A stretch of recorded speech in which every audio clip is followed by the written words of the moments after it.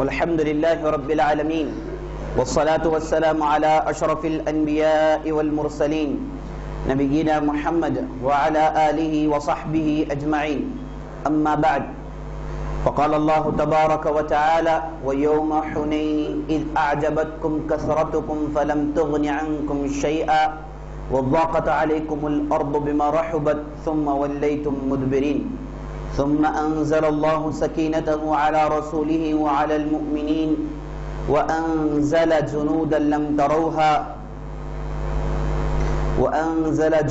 لم تروها وعذب الذين كفروا وذلك جزاء الكافرين ثم أما بعد فإن أصدق الحديث كتاب الله وخير الهدي هدي محمد صلى الله عليه وسلم وشر الأمور محدثاتها وكل محدثة بدعة وكل بدعة ضلالة وفي رواية وكل ضلالة في النار. تمام قسم کی تعریفیں و حمد و ثنا و بڑائی و کبریائی اللہ رب العزت کے لیے ہے جو ہمارا حقیقی مالک ہے، حقیقی خالق ہے، حقیقی مدبر ہے. لاکھوں کروڑوں درود و سلام ہو سرور کائنات فخر موجودات احمد مجتبی محمد مصطفیٰ صلی اللہ علیہ وسلم پر جنہیں اللہ تعالیٰ نے سارے کائنات کے لیے رحمت بنا کر مبعوث کیا. میں اللہ رب العزت سے دعا گو ہوں کہ اللہ تعالیٰ جس طرح ہمیں اس مبارک مجلس میں جمع کیا ہے اسی طرح ہمیں جنات الفردوس میں جمع کریں. آمین یا رب العالمین. میں اللہ سے دعا کرتا ہوں کہ اللہ تعالیٰ ہماری تلاوتیں، ہماری عبادتیں، ہماری نمازیں، ہمارا ذکر و اذکار قبول فرمائیں، ہماری گردنوں کو جہنم سے رہا کریں. آمین یا رب العالمین. کل کی مجلس میں ہم نے فتح مکہ میں کیسے مسلمان داخل ہوئے اور مکہ کو کیسے فتح کیا گیا، قریش کے کیا احوال تھے، قریش سے آپ صلی اللہ علیہ وسلم نے کیسے گفتگو کی اور لوگ کیسے اسلام میں داخل ہوئے، یہ تمام مسائل ہم نے کل کی مجلس میں دیکھا. آپ صلی اللہ علیہ وسلم مکے میں ہیں، جیسے آپ کل سنے آپ صلی اللہ علیہ وسلم مکے میں داخل ہوئے، رمضان پورا کیے اور تقریباً 19 دن تک مکے میں قیام کیے. 19 دن تک مکے میں رہے اور دوران قیام مکہ آپ صلی اللہ علیہ وسلم نکڑوں میں، گلیوں میں، کوچوں میں، گھروں میں ایک اعلان کرواتے تھے کہ جس کسی کے پاس بھی بت ہو وہ اسے توڑ دے. توڑنے کی ہمت نہیں ہے تو ہم سے کہہ دے، ہم لوگ بھیج دیں گے، وہ آ کے توڑ دیں گے. تو آپ صلی اللہ علیہ وسلم یہ 19 دن جو مکے میں رہے صرف بتوں کو توڑے. بتوں کو توڑنا، توحید کا بول بالا کرنا، شرک سے مکے کو پاک کرنا، یہی نبی صلی اللہ علیہ وسلم کا پروجیکٹ تھا. جب آپ صلی اللہ علیہ وسلم نے مکے کو پاک کر دیا تو اس کے بعد کے سال آپ دیکھیں گے حج کو بھی آپ صلی اللہ علیہ وسلم نے درست کر دیا، بالکل صحیح اسلوب اور صحیح اصول پر حج کروائے. اور اس کے بعد آپ صلی اللہ علیہ وسلم نے حج کیا. حج کے بعد آپ صلی اللہ علیہ وسلم نے کہہ دیا کہ یہ میرا آخری حج ہے، ہو سکتا ہے کہ آئندہ سال تم لوگ مجھے نہیں پاؤ گے. تو اسلوب پر بالکل سیکوینس کے ساتھ آپ صلی اللہ علیہ وسلم کام کرتے جا رہے ہیں. جو آدمی غور کرے گا مشنری پر آپ صلی اللہ علیہ وسلم کی سیاست پر، اسے بات معلوم ہو جائے گی کہ اللہ تعالیٰ نے اس کام کے لیے نبی و آخر الزمان کو کیوں چنا. اتنی کم مدت میں، اتنی چھوٹی مدت میں اتنا بڑا انقلاب صرف یہی نبی کر سکتے تھے، اگرچہ کہ کوئی دوسرے نبی ہوتے تھے بھی ممکن نہیں تھا. شخصیت، کوئی بڑی شخصیت تو دور کی بات تھی. تو اتنی چھوٹی مدت میں 8 سال پہلے مکے سے نکالے گئے، 8 سال کے بعد مکے میں داخل ہو رہے ہیں اپنے ساتھ 10,000 کی تعداد لے کر. اور داخل ہوئے تو ایسے داخل ہوئے کہ کسی سے بدلہ نہیں لیے، ذاتی انتقام نہیں لیے، بلکہ سب کے لیے معافی کا اعلان کیا، سب کے لیے بخشش کا اعلان کیا اور سب کے دلوں کو مول لیے اور بہت بڑی تعداد اسلام میں داخل ہو گئی. اور ایک کارنامہ بڑا ہی عظیم بلند کارنامہ ہے میرے دوستو. یہ صرف نبی آخر الزمان محمد رسول اللہ تاجدار مدینہ احمد مصطفیٰ صلی اللہ علیہ وسلم ہی کر سکتے ہیں، اس کے علاوہ کوئی کر نہیں سکتا. تو آپ صلی اللہ علیہ وسلم مکے میں رہے. جب مکہ پاک ہو گیا تو آس پاس کے بڑے بتوں کے پاس لوگوں کو بھیجے. سب سے پہلے خالد بن ولید کو بلا کر بولے کہ آگے ایک علاقہ ہے جسے نخلہ کہا جاتا ہے، وہاں پر ایک بت ہے جسے عزا کہا جاتا ہے. عزا کا ایک بت ہے، جا کر اس بت کو ڈھا دو. خالد بن ولید اپنے ساتھ لوگوں کو لے کر گئے، اس علاقے میں داخل ہوئے جہاں وہ بت ہوتا تھا. داخل ہوئے تو بت کا مجاور جو تھا وہ آگے آیا، آ کر کہا کہ کس مقصد سے آپ آئے ہیں؟ تو خالد بن ولید نے کہا کہ مقصد یہ ہے کہ اس بت کو ڈھا دیں۔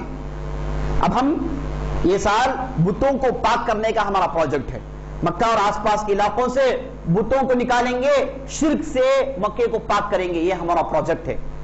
تو خالد بن ولید سے گفتگو کرنے کے بعد وہ مجاور جو تھے ہٹ گئے، خالد بن ولید آگے بڑھے اور بت کو مار کے توڑ دیے۔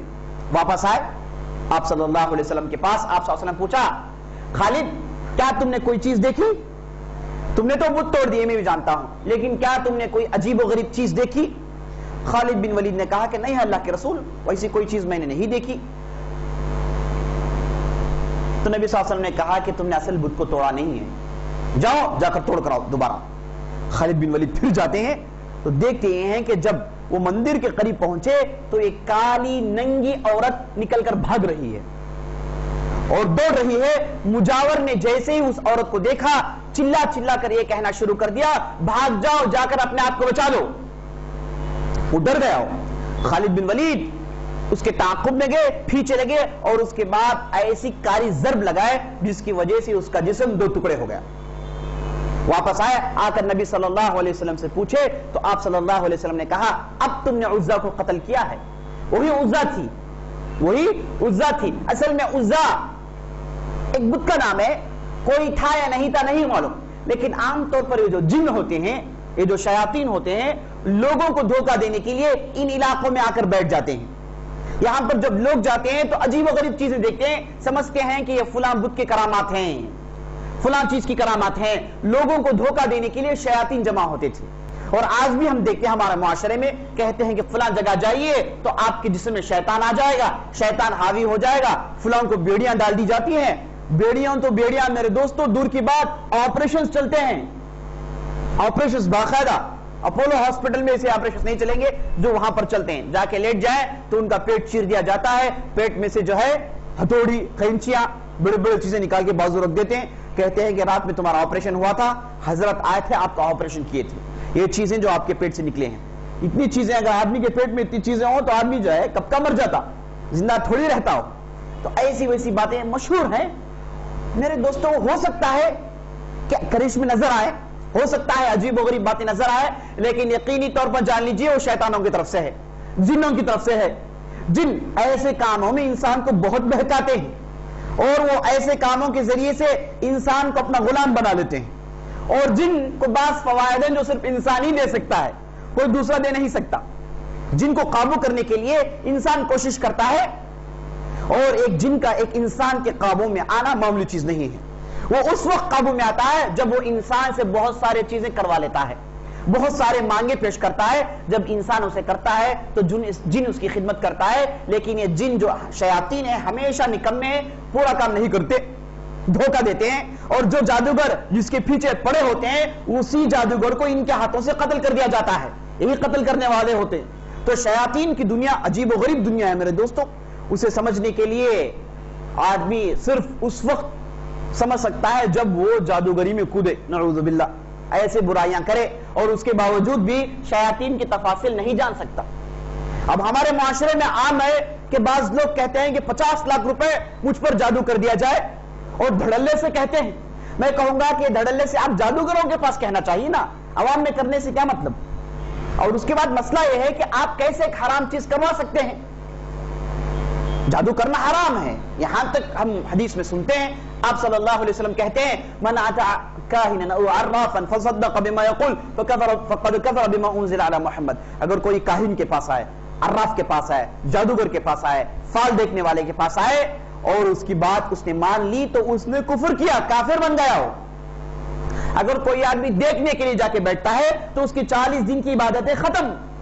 یعنی ایسی حرام چیز، بدترین حرام چیز، اور صرف اپنے دعوے کو ثابت کرنے کے لیے اس پر تحفہ رکھا جاتا ہے، اور اس کے بعد لوگوں سے کہا جاتا ہے کروا کر دکھاؤ۔ یہ بالکل گمراہی ہے میرے دوستو، گمراہی کی چوٹی ہے۔ ایسے اسلامی تعلیمات نہیں پھیلتے، ایسے دین کی باتیں نہیں پھیلائی جاتی، ہدایتیں ایسی نہیں پھیلائی جاتی، بلکہ یہ اپنے فخر اور اپنی تکبری کو ثابت کرنا چاہتے ہیں۔ لیکن ایسے شخص کو معلوم کر لینا چاہیے کہ وہ جادو کا دعویٰ کیا کرے گا جبکہ لوگ اس پر کب کا جادو کر چکے ہیں۔ یہی صحیح بات ہے، اللہ بہتر جانتا ہے.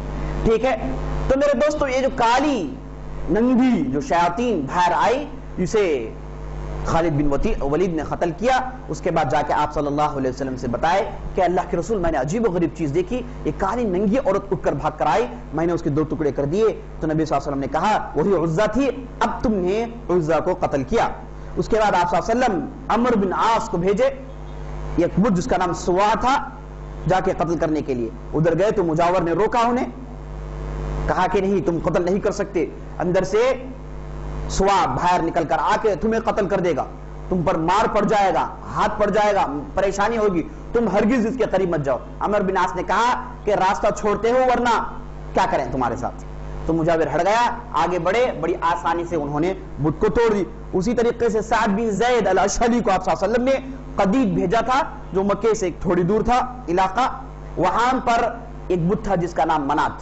آپ صلی اللہ علیہ وسلم کے حکم پر سعد بن زید گئے، وہاں پر جا کے مجاور سے گفتگو کی، مجاور نے ڈرایا دھمکایا سب کچھ سنایا، لیکن سعد بن زید نے کہا کہ مجھے اللہ کے رسول نے بھیجا ہے، اللہ کی حفاظت میں میں ہوں، اگر تم ڈر رہے ہو تو ہٹ جاؤ، میرا راستہ چھوڑ دو، میں بتاتا ہوں کہ اس بت کے ساتھ کیا معاملہ کرنا چاہیے. اس کے بعد مجاور ہٹ گیا، آگے بڑھے تو دوبارہ دیکھ رہے ہیں کہ ایک ننگی عورت کالی اٹھ کر بھاگ رہی ہے. سعد بن زید نے دوبارہ اسے قتل کر دیا. اس طریقے سے آپ صلی اللہ علیہ وسلم چاروں طرف لوگوں کو دوڑائے، اور یہ لوگ جا کر پہنچتے ہیں، جا کر بتوں کو کاٹ کاٹ کر پھینکتے ہیں. اس کے بعد آپ صلی اللہ علیہ وسلم اسی مکے میں رہ کے بنو جزیم کے پاس بعض لوگوں کو بھیجا. بنو جزیمہ خالد بن ولید کو امیر بنائے، تقریباً 50 لوگوں کو ساتھ ہموار کیا، بولے کہ جاؤ جا کے بنو جزیمہ کے لوگوں کے پاس بتوں کا بہت بڑا گھیرا ہے، بہت بڑا جو ہے غول ہے، اب جائیں ان کو درست کریں. خالد بن ولید گئے، جا کے اسلام پیش کیے، اور حکم بھی خالد ولید کو تھا کہ جا کے صرف تبلیغ کا کام کرے، تلوار سے کام نہیں کریں گے، تلوار سے کام نہیں، آپ لوگوں کو لے کر جائیے، تبلیغ کیجئے، اسلام کی اچھی اچھی باتیں پیش کیجئے، محاسن پیش کیجئے، اسلام کیا مطالبہ کرتا ہے وہ پیش کیجئے، یہی آپ کا کام ہے. تلوار استعمال مت کیجئے، رکھیے اپنے پاس لیکن استعمال مت کیجئے. یہی حکم تھا نبی صلی اللہ علیہ وسلم کے ساتھ، نبی صلی اللہ علیہ وسلم کی طرف سے. اب نبی صلی اللہ علیہ وسلم نے خالد بن ولید کو اس وجہ سے بھیجا کہ قبیلے والے بڑی شریست طبیعت کے ہیں، ہو سکتا ہے کہ حملہ کر دے، ویسی صورت میں ڈیفنس کی حالت میں لوگ ساتھ ہیں. اب گئے ادھر، دعوت کا کام کیے، لوگوں نے خالد بن ولید کی بات سنی، تبلیغ کو سنا، سب کے دل بدل گئے اور سب مسلمان ہو گئے. اب چونکہ جاہل لوگ تھے، ابھی مسلمان ہوئے ہیں، ان کو نہیں معلوم کہ کیسے اعلان کرنا چاہیے، اپنے اسلام کا اعلان کیسے کرنا چاہیے. کلمہ توحید تو پڑھ لیا لیکن وہ چاہتے تھے کہ اسلام کا اعلان کریں، تو چیخ چیخ کر انہوں نے کہا سبقنا سبقنا. سبقنا کا مطلب بے دین ہو گئے.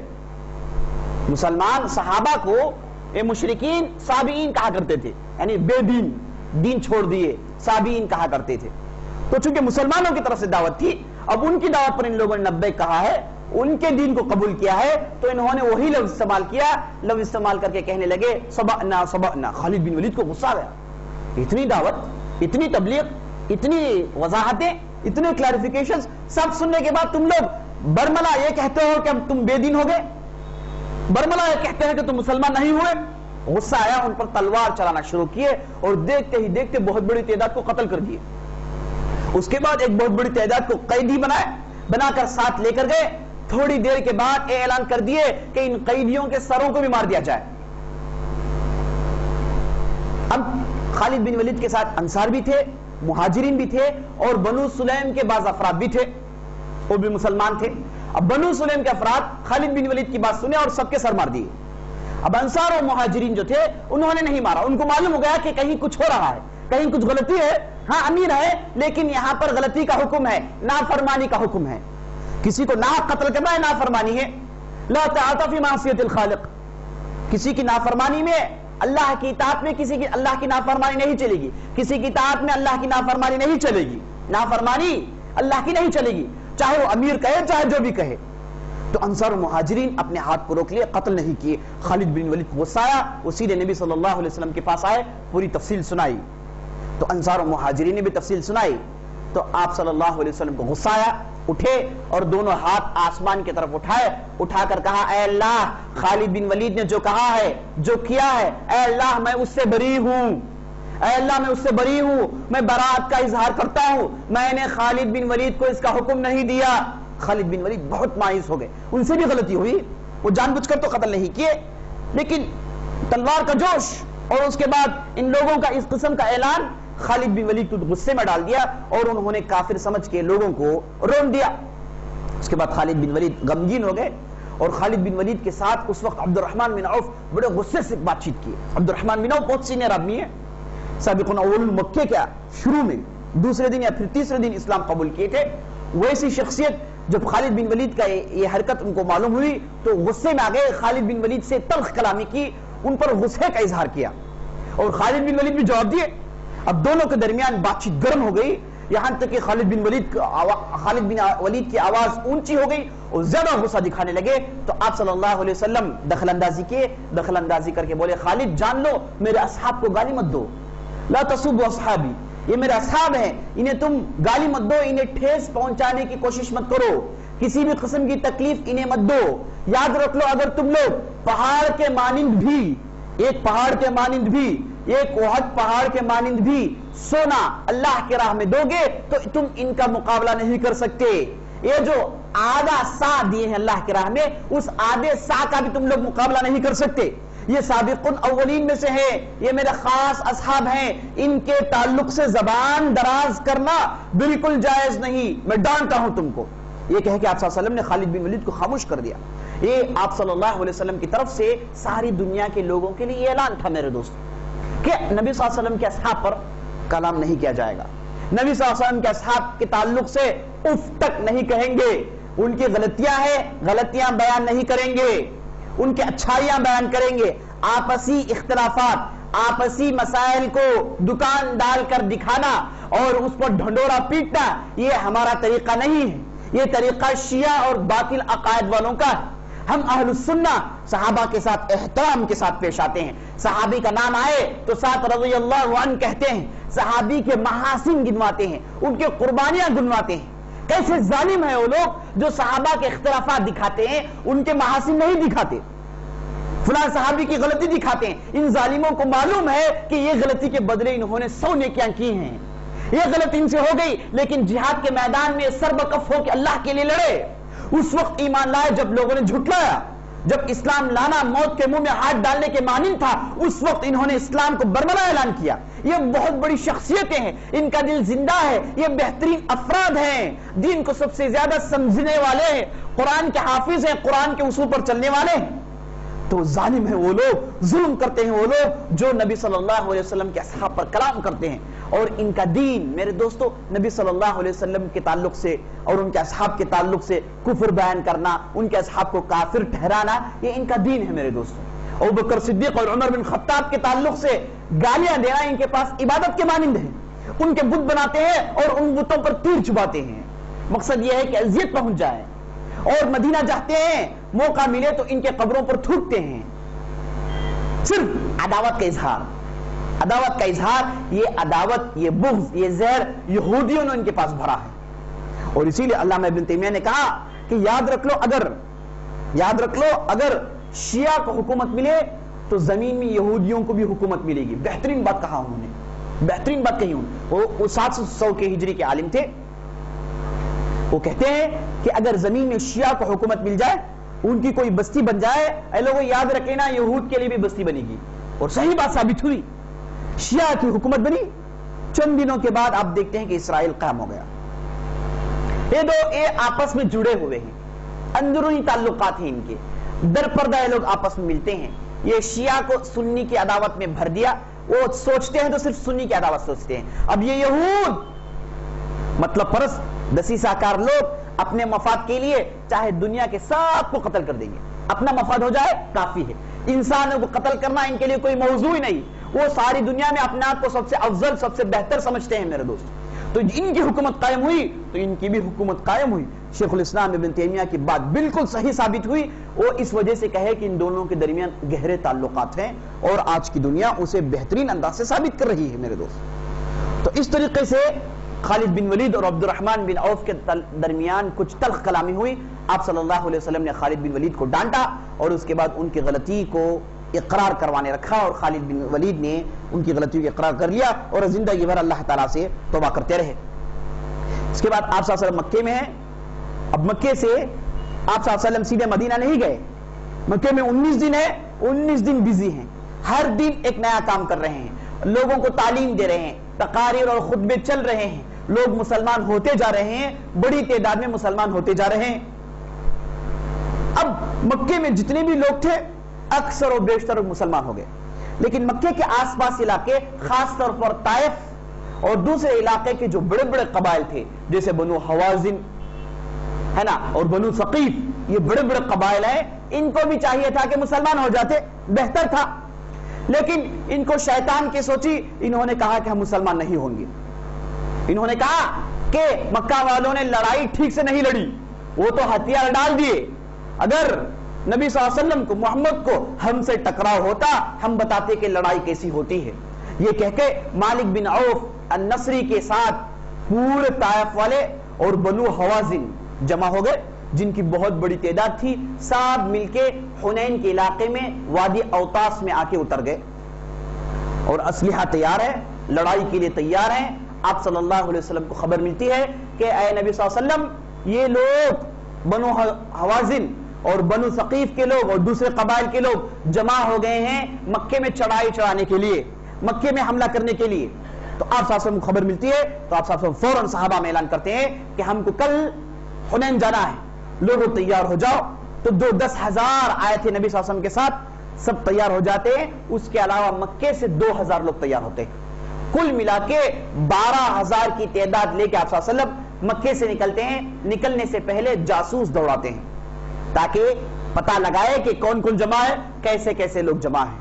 اب ادھر ہوا ہے مالک بن عوف النصری، ایک مشہور شخصیت تھی بنو حوازن کے درمیان۔ یہ بنو حوازن میرے دوستوں وہ ہیں جو آج سعودی عرب، کویت وغیرہ میں ان کی بہت بڑی تعداد ہے، انہیں کو عتیبہ کہا جاتا ہے، انہیں کو فلان بن فلان عتیبی، یہی بنو حوازن کے ہیں، بنو حوازن کے لوگ۔ اور ثقفی بہت ہیں، بنو ثقیف کے لوگ طائف میں آج بھی بہت بڑی تعداد میں ہیں۔ تو یہ بنو ثقیف اور بنو حوازن کے لوگ جمع ہوئے اور ان کے درمیان مالک بن عوف کی اہمیت تھی، اسے امیر بنایا۔ امیر بنا کے مالک بن عوف نے اعلان کیا کہ لڑائی بڑی گھمسان کی ہوگی، خون ریز معرکہ ہوگا، اس لیے تم لوگ اپنے ساتھ جو بھی ہے سب کچھ لے کر آؤ، اور اس کے ساتھ اپنے ساتھ ساتھ اپنے بیویوں کو بھی لاؤ، اپنی عورتوں کو بھی لاؤ، اپنے بچوں کو بھی لاؤ، اپنے مویشی جانوروں کو بھی لاؤ، جو بھی تمہارے پاس مال ہے سب لے کر آؤ۔ اور بہترین صف بندی کی اس نے، پہلے لڑائی جنگجو لوگوں کو، اس کے بعد درمیانی، اس کے بعد پھر آخری حیثیت رکھنے والے، اس کے بعد پھر عورتوں کو، اس کے بعد پھر جانوروں کو، بہترین صف کی ترتیب دی مالک بن عوف نے۔ اور اس کے بعد لڑائی کے لیے تیار ہو گیا اور مسلمانوں سے پہلے اوطاس کے میدان میں پہنچ گیا، پہنچ کے ہر جگہ تیر اندازوں سے بھر دیا، اور یہ حکم تھا کہ جیسے مسلمان داخل ہو وادی میں تیر کی بارش برسائی جائے۔ یہ کہہ کے ثقیف کے لوگ اور بنو حوازن کے لوگ جمع ہو گئے، اور یہ مالک بن عوف جو تھا اس نے بہترین جو ہے تدبیر کی۔ اور اس کے بعد اس کے پاس ایک پرانا شخص تھا جس کا نام درید بن سما، مورخین اس کا نام خاص طور پر ذکر کرتے ہیں۔ درید بن سما ایک ایسا آدمی تھا جو جنگجو طبیعت کا تھا اور بوڑھا ہو چکا تھا، جنگی اصول کو بہترین انداز سے جانتا تھا۔ اس نے مالک بن عوف کو بہترین مشورے دیے، ان دونوں کے درمیان بہترین کلام بھی ہوا۔ مالک بن عوف سے درید بن سما جو بوڑھا ہو گیا تھا، اس کے آنکھوں کی بینائی جا رہی تھی، آنکھیں سفید بن گئی تھی، بوڑھا ہو گیا تھا، اندھا ہو گیا تھا۔ وادی میں پہنچتا ہے، پہنچ کے لوگوں سے پوچھتا ہے کہ لوگوں، یہ اونٹوں کی بلبلاہٹ کیا ہے، یہ گدھوں کی ڈھینچ کیا ہے، اور یہ بچوں کی گرہ کیا ہے، اور یہ بکریوں کی ممیاہٹ کیا ہے؟ لوگوں سے پوچھتا ہے۔ لوگ کہتے ہیں کہ اے شیخ صاحب، ہم نے اپنے ساتھ عورتوں کو لایا ہے، بچوں کو لایا ہے، اونٹوں بکریوں کو، سب مال بھی لایا ہے ہمارے ساتھ۔ تو درید نے کہا کہ بالکل غلط ہے، ایسا نہیں کرنا چاہیے۔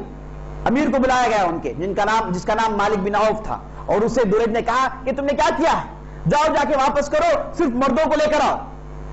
تو مالک بن عوف نے کہا کہ نہیں، میں یہ چاہتا ہوں کہ عورتیں اگر پیچھے ہوں اور بال بچے پیچھے ہوں، مال پیچھے ہو، تو مرد ڈٹ کر لڑیں گے، چھوڑ کر نہیں دیں گے، کم از کم ان کی حفاظت کے لیے مر مٹ کر لڑیں گے، اس کے لیے میں میدان میں لایا ہوں۔ درید بن سلمان نے کہا کہ بالکل غلط رائے ہے، ایسا نہیں کرنا چاہیے، طریقہ یہ ہے کہ ان کو جاؤ واپس کر دو، تم لوگ لڑو، اگر ہار جاؤ تو بھاگ کے چلے جاؤ بستیوں میں، دوبارہ تیار ہو کے آؤ۔ اگر تم ایسا کرو گے تو یہ ایک بار میں مٹا دیے جاؤ گے، یہ ایک بار میں مٹا دیے جاؤ گے، دوبارہ جمع ہونے کی تمہاری طاقت ہو نہیں سکتی۔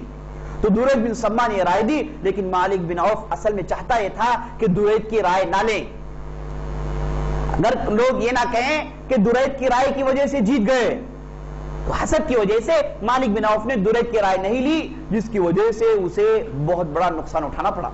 بہرحال حنین کے میدان میں جمع ہو گئے اور تیر باز جمع ہو گئے، اور مسلمان مکے سے نکل رہے ہیں۔ آپ صلی اللہ علیہ وسلم جاسوس بھیجتے ہیں اور آ کر خبر دیتے ہیں اللہ کے رسول، خدا کی قسم میں وادی سے جھانکا تو چونٹیوں کے مانند لوگوں کو دیکھ رہا ہوں، بنو حوازن پورے آگے ہیں، کوئی بچہ بھی اپنی علاقوں میں باقی نہیں ہے، پورے کے پورے جمع ہو گئے، اور بنو ثقیف کے لوگ پورے کے پورے جمع ہو گئے، فلاں قبیلہ کا نام فلاں قبیلے کا نام لیا، بولے کہ پورے کے پورے جمع ہو گئے، یعنی بہت بڑی تعداد جمع ہو گئی۔ اللہ کے رسول، وادی چونٹیوں کی طرح بھر گئی ہے، یہ خبر ملتی ہے تو آپ صلی اللہ علیہ وسلم صحابہ کو بتاتے ہیں کہ دیکھو آگے بھیانک لڑائی ہونے والی ہے، اس کے لیے تم تیار ہو جاؤ، اس کے لیے تم تیار ہو جاؤ۔ یہ کہہ کے آپ صلی اللہ علیہ وسلم نے کہا کہ آگے بڑھو، تو لوگ آگے بڑھ رہے تھے۔ جب آگے بڑھے تو کفار نے جاسوس بھیجے، مالک بن عوف نے بعض لوگوں کو بھیجا جاسوس کرنے کے لیے، وہ لوگ آئے جاسوسی کر رہے تھے، تو اچانک انہوں نے ایسے گھوڑے دیکھے جو سفید رنگ کے تھے، اور اس پر سفید لباس پہنے ہوئے لوگ بیٹھے تھے، وہ لوگ ان جاسوسوں پر ٹوٹ پڑے۔ یہ جاسوس واپس ان کے علاقے میں گئے تو لوگوں نے دیکھ کر کہا کہ تم اتنی جلدی بوڑھے کیوں ہو گئے؟ ان کے چہروں کے چمڑیاں اتر آئی، کپڑے پھاڑ دیے گئے، چہرے کالے پڑ گئے، اور اس کے بعد خون بہ رہا تھا۔ ان لوگوں نے کہا کہ اصل میں لڑائی ہوئی نہیں، ہم لوگ گئے واپس آئے ہیں، تم لوگ کیا کہہ رہے ہو؟ لوگوں نے کہا کہ تمہارے چہرے دیکھو، تمہارے کپڑے دیکھو، کسی نے تم کو خوب مارا ہے، کسی نے تم کو خوب مارا ہے۔ یہ لوگ جو ہے کہے کہ ہاں ہاں ہم نے گورے لوگوں کو دیکھا، سفید گھوڑوں کو دیکھا، ان کو دیکھنے کے بعد ہمارا معاملہ ایسا ہو گیا۔ تو اصل میں اللہ کی طرف سے ملائکہ آئے تھے میرے دوستوں، جس کی وجہ سے ان کو جو ہے اللہ تعالیٰ نے ایسے کر دیا۔ اس کے بعد آپ صلی اللہ علیہ وسلم آگے بڑھ رہے ہیں، ایک علاقے میں پہنچے، وہاں پر چونکہ اب لشکر میں نئے مسلمان بہت ہیں اور منافقین کی تعداد بھی ہے، اور اس کے بعد ایسے لوگ بھی ہیں ابھی ایمان مکمل طور پر دل میں نہیں اترا۔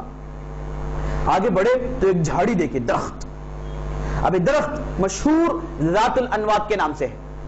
آگے بڑھے تو ہوتا یہ تھا جاہلیت میں مجاہدین لڑنے والے اپنی تلواروں کو لا کر اس درخت میں بند دیتے ہیں، جیسے ہم دیکھتے ہیں معاشرے میں تعویذ گنڈے بنے جاتے ہیں، ہے نا، جھاڑیوں میں تعویذ بنتے ہیں اور گیٹوں میں تعویذ بن کے تعویذ بننے کے لیے جگہ نہیں ہے۔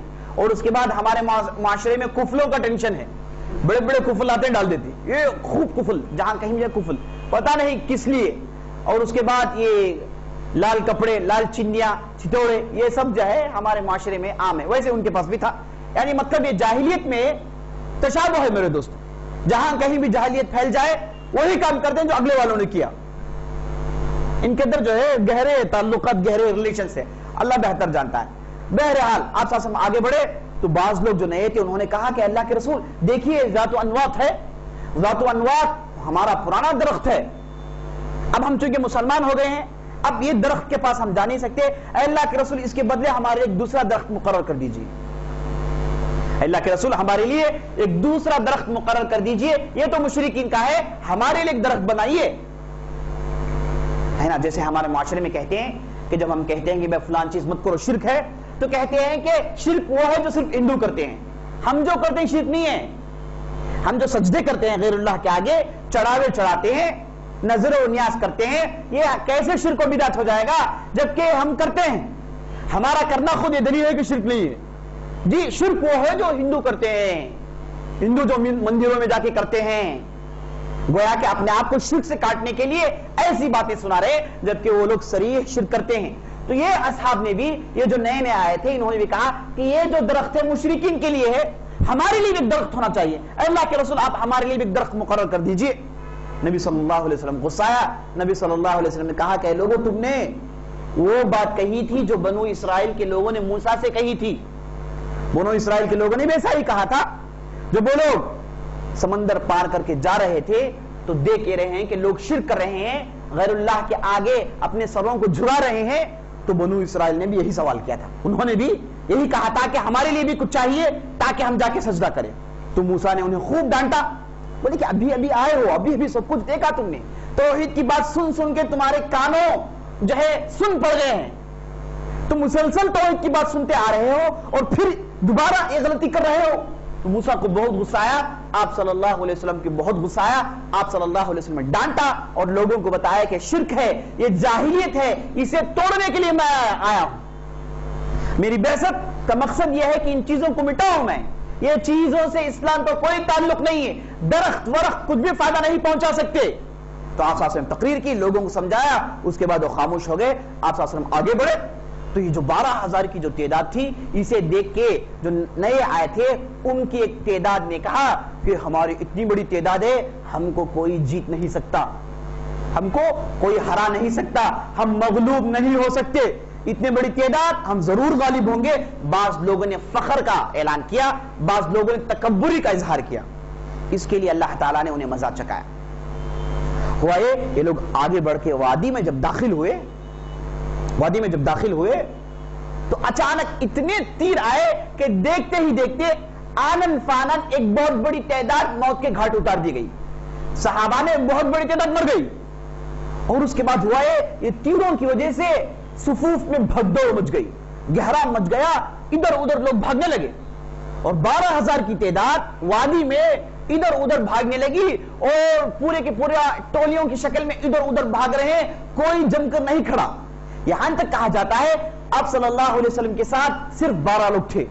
12,000 کی تعداد کدھر ہے؟ اب جب بھگدڑ مچ گئی, لوگ ایسے بھاگے, آپ صلی اللہ علیہ وسلم کے ساتھ صرف 12 لوگ ہیں. اور بعض روایتوں میں آتا ہے کہ صرف 9 لوگ تھے, اور بعض روایتوں میں آتا ہے کہ صرف 7 لوگ تھے. اتنی چھوٹی تعداد آپ صلی اللہ علیہ وسلم کے ساتھ رہ گئی. اب اتنی چھوٹی تعداد میں آپ صلی اللہ علیہ وسلم کے ساتھ عباس ہیں, اور آپ صلی اللہ علیہ وسلم کے ساتھ ابو سفیان ہیں. ابو سفیان آپ صلی اللہ علیہ وسلم کے خچر کو پکڑے کھڑے ہیں, خچر کو بھاگنے نہیں دے رہے ہیں, اور پیچھے سے عباس کھڑے ہیں, اور نبی صلی اللہ علیہ وسلم یہ کہتے ہوئے آگے بڑھ رہے ہیں, لوگوں کو بلا رہے ہیں, انا ابن المطلب, انا النبی لا کذب, انا ابن عبد المطلب. اے لوگوں, میں نبی ہوں, اس میں کوئی جھوٹ کی بات نہیں ہے, جھٹلانا نہیں ہے, میں نبی ہوں اور میں عبد المطلب کا لڑکا ہوں. عبد المطلب مشہور تھے, تو عبد المطلب کا نام لے کے یہ کہتے ہوئے آپ صلی اللہ علیہ وسلم اپنے خچر کو ایڑ دیے, آگے بڑھ رہے ہیں, یہ کہتے ہوئے جا رہے ہیں. اب مسلمانوں میں جو نئے نئے تھے ان میں بعض لوگوں نے کہا کہ اب جادو ٹوٹ گیا, ان لوگوں نے کہا کہ اب جادو ٹوٹ گیا, اب حقیقت کیا ہے معلوم ہو گیا. ایسے بھی کہنے والے تھے. خاص طور پر ایک شخص جس کا نام حارث بن کلدہ, اس نے یہی کہا کہ اب جادو ٹوٹ گیا, یعنی گویا کہ یہ کہنا چاہتا تھا اتنے دن جادو چل رہا تھا, اب جادو ٹوٹ گیا, اس کے منہ سے کفر ظاہر ہو گیا. بہرحال آپ صلی اللہ علیہ وسلم ایسے نازک موقع پر, بڑے ہی نازک ترین موقع پر آپ صلی اللہ علیہ وسلم اور چند اصحاب ڈٹے رہے, اور آپ صلی اللہ علیہ وسلم نے عباس سے کہا کہ عباس آواز لگاؤ, پکارو لوگوں کو. عباس چونکہ تڑنگے آدمی تھے, آواز ان کی اونچی تھی, وہ خچر پر کھڑے ہو گئے اور چیخنے لگے, لوگوں سے کہا کہ اے رضوان والو, اے بیت رضوان والو, اے درخت والو, یا اہل الشجرہ, یا اہل بیعت رضوان, آگے آؤ, دیکھو ادھر نبی ہے.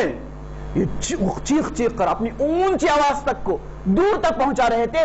تو جو لوگ بھاگ گئے تھے صحابہ, انہوں نے جب آواز سنی تو واپس آنے لگے.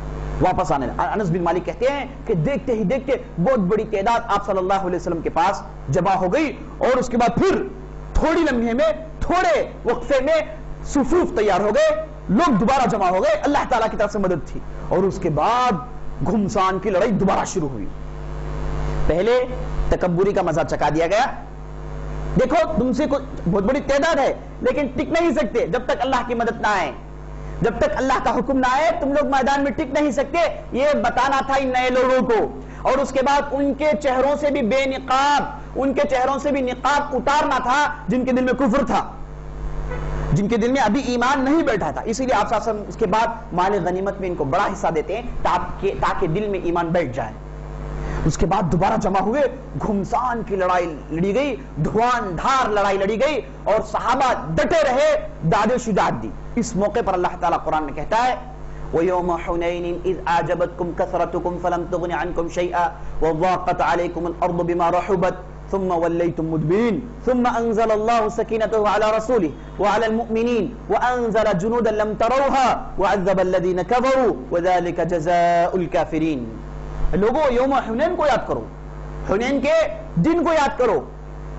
اذ اعجبتکم کثرتکم، جب تمہیں تمہاری یہ بڑی تعداد نے دھوکے میں ڈال دیا، تم نے اپنے آپ کو یہ سمجھ لیا کہ اتنی بڑی تعداد ہے تو ضرور جیت ہماری ہے۔ اس غفلت میں تم پڑ گئے تھے، یاد کرو اس دن کو۔ اتنی بڑی تعداد نے فلم تغن عنکم شیئا، یہ تعداد نے تم کو کچھ بھی فائدہ نہیں پہنچایا۔ مسلمان جب بھی لڑتے ہیں تعداد کے بنیاد پر نہیں لڑتے، ان کی لڑائی ایمان کے بنیاد پر ہوتی ہے، ان کی لڑائی خوف خدا کے بنیاد پر ہوتی ہے۔ وہ لڑتے ہیں تو جنت کے لیے لڑتے ہیں، دنیا کے لیے نہیں لڑتے۔ یہ مسلمان یہی اصول پر اگر عمل کر لیں میرے دوستو، اللہ تعالیٰ انہیں ایسی جیت دے گا، ایسی جیت دے گا، ساری دنیا کے لوگ اش اش کرتے رہ جائیں گے۔ شرط یہ ہے کہ یہ ایمان پیدا کرے۔ اس کے بعد اللہ کہتا ہے وَضَاقَتْ عَلَيْهِمُ الْأَرْضُ بِمَا رَحُبَتْ، اتنی بڑی تعداد تھی، حنین کے دن ان کے پیر ہل گئے، قدم اکھیڑ دیے گئے، اور اس کے بعد ان کے دل سنگ ہو گئے، ان کے دل تنگ ہو گئے، اور اس کے بعد تم لوگ پیٹ پھیر کر بھاگ چکے تھے۔ مسلمانوں کو دیکھ کر کہتا ہے اللہ تعالیٰ تم لوگ پیٹ پھیر کر بھاگ چکے تھے، بھاگ گئے، ثم ولیتم مدبرین، پیٹ دکھا کر تم لوگ بھاگ گئے تھے۔ ثم انزل اللہ، اس کے بعد اللہ تعالیٰ نے اپنی سکینت نازل کی، رحم برکت نازل کی اس کے رسول پر اور مومنین پر۔ اس کے بعد ایک ایسی لشکر نازل کی جسے تم لوگوں نے نہیں دیکھے، جسے تمہارے نظروں سے نہیں دیکھ سکے، وہ ایسے لشکر کو اللہ نے آسمان سے نازل کیا۔ اور اس کے بعد اللہ تعالیٰ نے اس لشکر کے ذریعے سے یہ سکینت نازل ہونے کے بعد جو مومنین ٹکے رہے ان کے ذریعے سے کفار کو ایسا عذاب دیا، اور کفار کے لیے ہمیشہ کے لیے عذاب ہے۔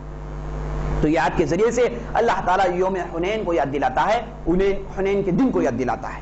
اس کے بعد آپ صلی اللہ علیہ وسلم آگے بڑھے، لڑائی گھمسان کی ہوئی، اس وقت آپ صلی اللہ علیہ وسلم یہ کہتے رہے حمیت الوطیس، اب چولہا جلا دیا گیا ہے، اب چولہا جلا دیا گیا ہے۔ یہ کہہ کے صحابہ ایسے داد شجاعت دی تھوڑی دیر کے لیے، صرف ایک پہر کی لڑائی تھی، یہ پورے کے پورے کفار ڈر کر بھاگنے لگے، پسپا ہو گئے، ان کے قدم اکھیڑ دیے گئے اور وادیوں میں بھاگنے لگے۔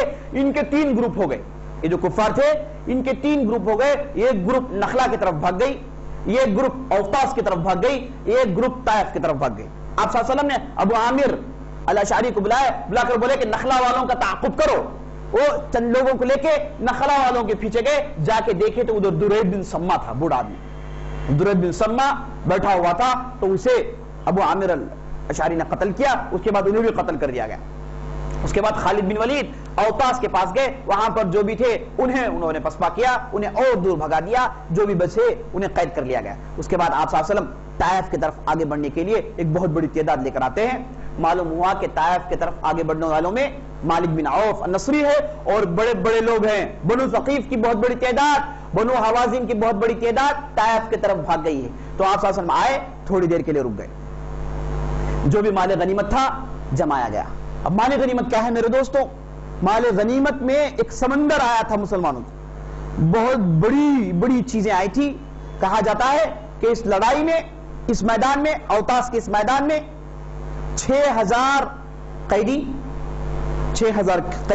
20 پر 4000 اونٹ، 40000 بکریاں، 1,60,000 درہم، اور قیدی انگنت دوسرے قسم کے لوگ اور دوسری چیزیں انگنت ملی۔ بہت بڑا مال غنیمت مسلمانوں کو کھاتا ہے۔ آپ صلی اللہ علیہ وسلم آگے بڑھے، لوگوں سے کہا کہ اسے ادھر ہی رکھو، ابھی تقسیم نہیں کریں گے، ابھی مال غنیمت تقسیم نہیں کریں گے، ادھر ہی ڈال دو، ہم آگے بڑھ کے طائف پہنچیں گے۔ تو جب آپ صلی اللہ علیہ وسلم آگے بڑھ رہے تھے تو دیکھ کے رہے ہیں کہ بنو سعد کے بھی بعض افراد ہیں، خاص طور پر ان میں ایک عورت ہے جو ان لوگوں کے ساتھ بھاگ رہی۔ آگے بڑھے تو اس عورت کو پکڑ لیا گیا۔ آپ صلی اللہ علیہ وسلم نے دیکھتے ہی پہچان لیا، یہ آپ صلی اللہ علیہ وسلم کی رضاعتی ماں تھی، جن کا نام شیمہ بنت سعد تھا۔ آپ صلی اللہ علیہ وسلم کی بہت عزت کرتے ہیں، کہتے ہیں کہ چھوڑو انہیں۔ اس کے بعد انہیں اتارتے ہیں، اپنی چادر اٹھا کر ڈالتے ہیں، کہتے ہیں کہ بیٹھ جاؤ ماں۔ ان کے ساتھ بہترین سلوک کرتے ہیں اور کہتے ہیں با صحابہ کو لے کر جا کر ان کے گھر تک چھوڑ کر آنا. با صحابہ لے کر گئے, گھر تک چھوڑ کر آ گئے. ایسی عزت کی, چونکہ وہ ماں تھی, اسلام پیش کیے, وہ اس وقت اسلام قبول نہیں کی, صرف جانا چاہتی تھی.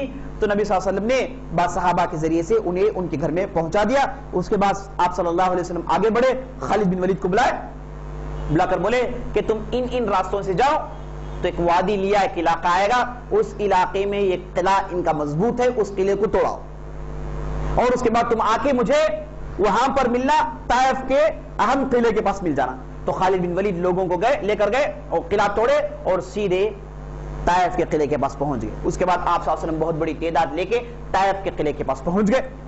اب طائف کا جو قلعہ مضبوط قلعہ تھا, اس کے اندر بنو حوازن کے لوگ ہیں اور بہت بڑی تعداد ان کی ہے. اور اس کے بعد یہ اندر داخل ہو کے ایسا محاصرہ مسلمانوں نے کیا کہ یہ اندر 1 سال کا راشن لے کر چلے گئے. اندر یہ لوگ اپنے لیے 1 سال کا راشن, پانی کا انتظام, کھانے پینے کا پورا مکمل انتظام تھا. اندر گئے, دروازے بند کر لیے اور اوپر سے تیر برسا رہے ہیں, اور مسلمان تقریباً 40 دن تک باہر پڑے, تکلیف جھیل رہے تھے, کوشش کر رہے ہیں لیکن ممکن نہیں, بڑے مضبوط قلعے تھے. تو آپ صلی اللہ علیہ وسلم نے کہا کہ لڑائی روکو, منجنیق لاؤ. منجنیق ایک مشین ہے جس میں بڑے بڑے پتھر پھینکتے ہیں.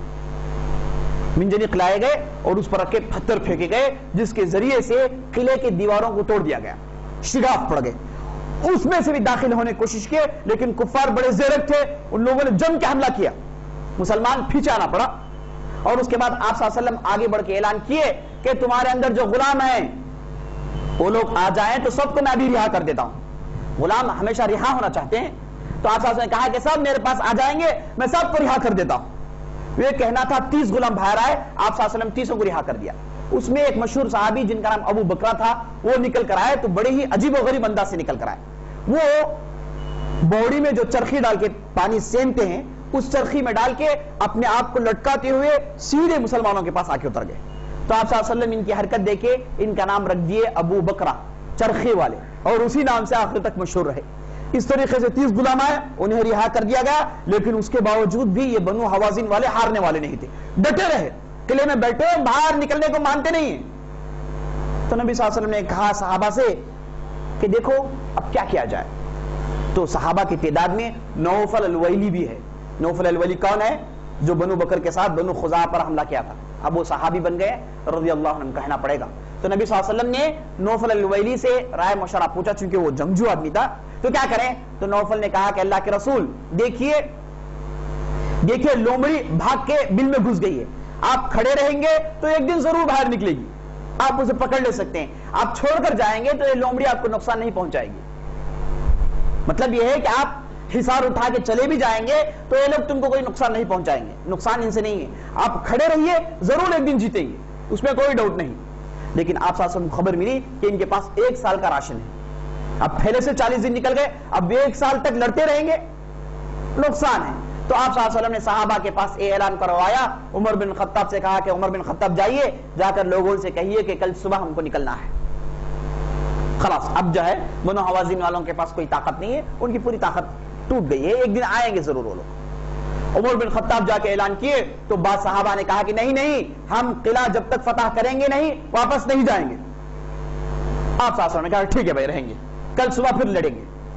کل صبح لڑنے کے لیے گئے تو بہت بڑی چوٹ لگی, بہت مار پڑی. تو اس کے بعد آپ صلی اللہ علیہ وسلم نے کہا کہ کل صبح ہم نکلیں گے. تو پوروں نے کہا کہ ٹھیک ہے نکل جائیں گے. پوروں نے کہا کہ ٹھیک نکل جائیں گے. جیسے آپ ہنسے, آپ صلی اللہ بھی ہنس دیے. ان کی حرکت دیکھے آپ صلی اللہ علیہ وسلم بھی مسکرانے لگے, بولے کہ کل بتایا آپ لوگوں کو میں, جب تک مار نہیں پڑی عقل نہیں ہے, مار پڑی اب کہتے ہیں کہ نکلیں گے تو چلیے نکلیں گے. یہ کہہ کے آپ صلی اللہ علیہ وسلم نکلے اور سیدھے جعرانہ کے علاقے میں پہنچے, جہاں پر پورا مال غنیمت جمع کر دیا گیا تھا.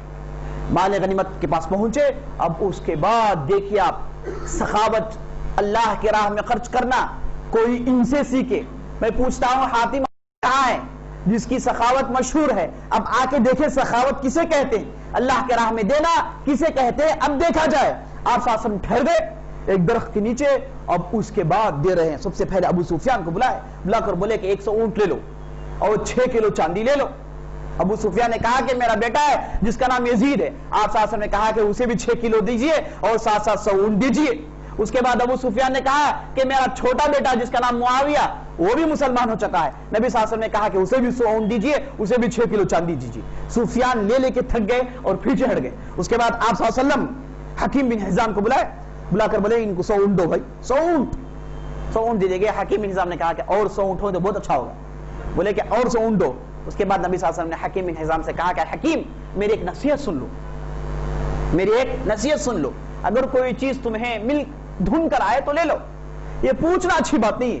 تو حکیم بن حزام کے دل میں بات مشتر کی طرح اتر گئی. انہوں نے کہا خدا کی قسم آج کے بعد کسی سے پوچھوں گا نہیں, آج کے بعد کسی سے نہیں پوچھوں گا. 200 اونٹ لیے نکل گئے اور زندگی بھر کسی سے نہیں پوچھے, زندگی بھر کسی سے جو وعدہ کیے اس پر عمل کیے. اس کے بعد عمر بن عاص آئے. اس کے بعد صفوان بن امیہ جو یمن سے جدہ سے یمن جانا چاہ رہا تھا وہ مسلمان ہو گئے. آگے صفوان بن امیہ کو بلا. آپ صلی اللہ علیہ وسلم ان کے نام گنوا رہے ہیں اور ان کے تعلق سے اور میدان میں معلوم ہو گیا تھا کہ ایمان ان کے دل میں کتنا ہے. انہی لوگوں کو مؤلفۃ القلوب کہا جاتا ہے میرے دوست, انہی لوگوں کو والمؤلفۃ القلوب جو قرآن میں کہا گیا, جن کے دل ابھی پختہ نہیں ہوئے, جن کے دل ابھی پختہ نہیں ہوئے, ابھی ایمان کچا ہے. تو آپ صلی اللہ علیہ وسلم مال دے رہے ہیں تاکہ ان کا ایمان پختہ ہو جائے. ان کی مثال ایسی ہے کہ ایک بکری ہے, بکری کو آپ بلائیں گے تو بکری نہیں آتی ہے, تو آپ بکری کے لیے کیا کریں, ایک ہریالی اٹھا کے دکھائیں, آ جاؤ بھائی, تو بکری دوڑ کر آئے گی. سیدھے لے کے جائیے اندر پنجرے میں ڈال دیجیے, خلاص آپ کا کام ختم. بعض بکریاں بھاگ کر آ گئی, بعض بکریاں نہیں آئیں. تو آپ صلی اللہ علیہ وسلم جانتے تھے کہ ان بکریوں کو کیسے پکڑے, تو ان کے دل جوڑنے کے لیے آپ صلی اللہ علیہ وسلم خود دیے. صفوان بن امیہ کا نام لے کر بلائے. وہ آئے تو بولے کہ 100 اونٹ دو. انہوں نے کہا کہ اور چاہیے, بولے کہ اور دو. انہوں نے کہا اور چاہیے, بولے کہ اور دو. انہوں نے کہا اور چاہیے, بولے کہ اور دو. صفوان نے اب پوچھتا رہوں گا پورا دے دیں گے, پوچھتا رہوں گا تو پورا دے دیں گے. یہ کہے کہ 400 اونٹ لے کے پیچھے چلے گئے. اس کے بعد آپ صلی اللہ علیہ وسلم قبائل کے سردار کو بلا رہے ہیں, سب سے کہنے ان کو 100 اونٹ دو, ان کو 500 بکریاں دو, ان کو اتنا چاندی دو, اتنے درہم دو. تو اس کے بعد زید بن ثابت کو بلائے. آپ صلی اللہ علیہ وسلم نے کہا کہ حساب نکالو ہم نے کتنا دیا ہے آج. تو ایوریج نکالے. زید بن ثابت حساب کتاب میں ماہر آدمی ہے, حساب کتاب میں عجیب و غریب ملکہ تھا. تھوڑی دیر میں آ کے بولے اللہ کے رسول ایوریج یہ ہے کہ آپ آج اس مجلس میں ٹھہر کے ہر آدمی کو ایوریج 4 اونٹ دیے ہیں اور ایوریج 10 بکریاں دی ہیں اور کم از کم ہر آدمی کو 4-5 درہم تو آپ نے دیا ہے ایوریج.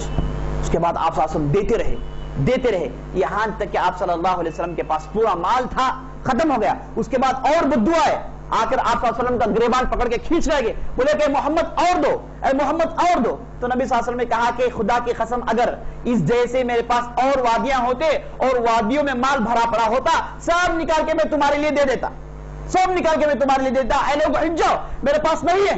یہ کہہ کے آپ صلی اللہ علیہ وسلم نے اپنے گریبان, اپنی کپڑا اٹھا کر دے دیا, اپنے چادر اٹھا کر دے دی.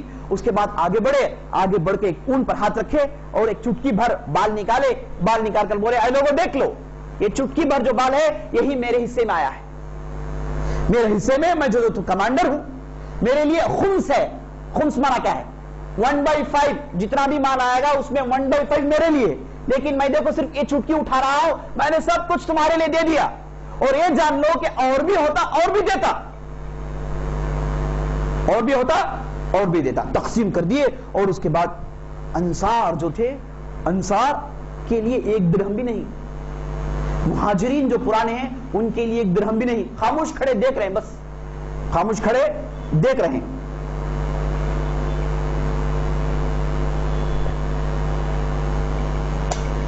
مہاجرین قدامہ ابو بکر صدیق, عمر بن خطاب, عبد الرحمن بن عوف, طلحہ, جو بڑے بڑے ہیں وہ خاموش ہیں. معلوم ہے کہ نبی صلی اللہ علیہ وسلم کر رہے ہیں تو صحیح کر رہے ہیں, جو بھی ہو رہا ہے صحیح ہو رہا ہے. لیکن انصار جو تھے نرم دل لوگ تھے, ان کے دل میں بات اتر گئی. وہ آپس میں کسر پسر کرنے لگے. بولے کہ نبی صلی اللہ علیہ وسلم نے اتنا دیا ہے لیکن ہمارے لیے 1 درہم بھی نہیں, 1 اونٹی بھی نہیں.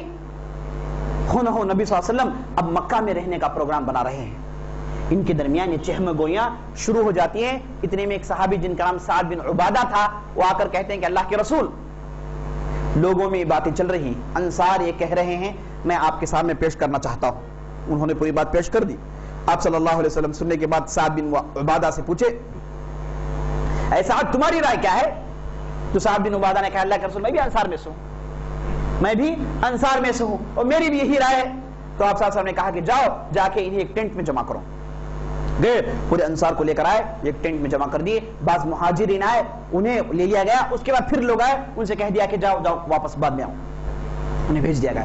تو جم گئی. آ کر سعد بن عبادہ نے کہا اللہ کے رسول ایک بہت بڑی تعداد جمع ہو گئی ہے, لہٰذا آپ آ سکتے ہیں.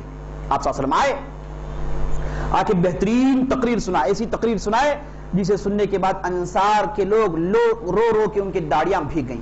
آپ صلی اللہ علیہ وسلم نے کہا اے انصار, کیا تم لوگوں پر اللہ کی عنایت نہیں ہوئی؟ کیا اللہ تعالیٰ نے تمہاری مدد نہیں کی؟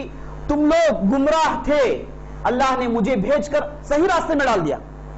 تم لوگ گمراہ تھے, اللہ نے مجھے بھیج کر صحیح راستے میں ڈال دیا. تم لوگ محتاج تھے, تم لوگوں کے اندر فقیری تھی, تم لوگ محتاج, احتیاج, حاجت مند تھے.